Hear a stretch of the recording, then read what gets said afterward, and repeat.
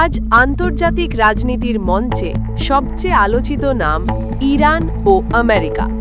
যুদ্ধের হুমকি, পাল্টা হুঙ্কার, স্যাটেলাইটে ধরা পড়া কার্গো বিমানের ছবি সব মিলিয়ে মধ্যপ্রাচ্যে পরিস্থিতি এখন বিস্ফোরণের মুখে দাঁড়িয়ে। কিন্তু প্রশ্ন একটাই, এই টানটান পরিস্থিতিতে আসলে কোন ঠাসাকে?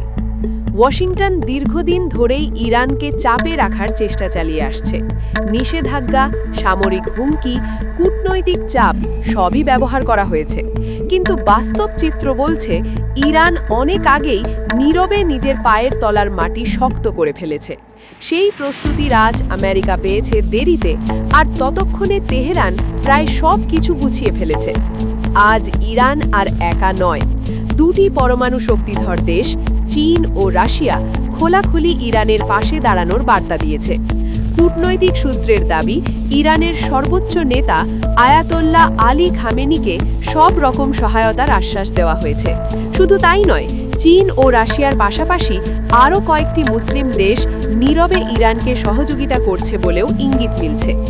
এই সমর্থনই ইরানের আত্মবিশ্বাস বহু গুণ বাড়িয়ে দিয়েছে। সামরিক বিশ্লেষকদের মতে আঞ্চলিক শক্তি হিসেবেই নয়, ইরান এখন নিজেকে একটি বৃহত্তর কৌশলগত শক্তি হিসেবে প্রতিষ্ঠিত করেছে।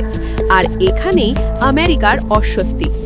এরই মধ্যে স্যাটেলাইট ছবিতে ধরা পড়েছে চীন থেকে ইরানে ঘন ঘন কার্গো বিমানের অবতরণ। স্বাভাবিকভাবেই প্রশ্ন উঠছে, এই কার্গো বিমানে কি আসছে? বিশেষজ্ঞদের মতে খাদ্য সামগ্রী হওয়ার সম্ভাবনা প্রায় নেই, সামরিক বা প্রযুক্তিগত সরঞ্জাম থাকার আশঙ্কাই বেশি। এই ছবিগুলোই এখন আমেরিকার গোয়েন্দা মহলের দুশ্চিন্তার বড় কারণ হয়ে দাঁড়িয়েছে। এমন পরিস্থিতিতে ইরান সরাসরি হুঙ্কার দিয়ে জানিয়ে দিয়েছে এবার আর কোনো লক্ষ্যভ্রষ্ট হওয়ার সম্ভাবনা নেই। ইরানি সেনা নেতৃত্বের স্পষ্ট বার্তা, আমরা পাল্টা আঘাতের জন্য সম্পূর্ণ প্রস্তুত, আমাদের আঙুল ট্রিগারে রাখা আছে, উপযুক্ত জবাব দিতে দেরি হবে না। এই বক্তব্য যে সরাসরি আমেরিকার প্রেসিডেন্ট ডোনাল্ড ট্রাম্পকে উদ্দেশ্য করেই, তা বলার অপেক্ষা রাখে না। বিশেষজ্ঞদের মতে এখানেই আমেরিকার সবচেয়ে বড় কৌশলগত সংকটে পড়েছে। তারা না পুরোপুরি পিছু হটতে পারছে, না আবার সামনে এগিয়ে বড়সড় সামরিক পদক্ষেপ নেওয়ার ঝুঁকি নিতে পারছে। কারণ ইরানের বিরুদ্ধে হামলা মানেই শুধু মধ্যপ্রাচ্যময়, গোটা বিশ্বের শক্তির ভারসাম্যে আগুন লাগানো।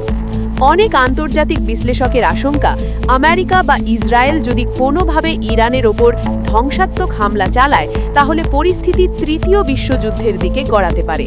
কারণ আমেরিকা ছাড়া অন্য পরমাণু শক্তিধর দেশগুলো কোনোভাবেই চাইবে না ইরানকে পরাস্ত করে আমেরিকা আবার কিং মেকার হয়ে উঠুক। সব মিলিয়ে বর্তমান বাস্তবতায় ইরান আত্মবিশ্বাসী, সংগঠিত এবং প্রস্তুত।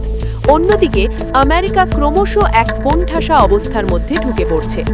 এই মুহূর্তে একটি ভুল সিদ্ধান্তই গোটা বিশ্বকে ঠেলে দিতে পারে ভয়াবহ অনিশ্চয়তার দিকে।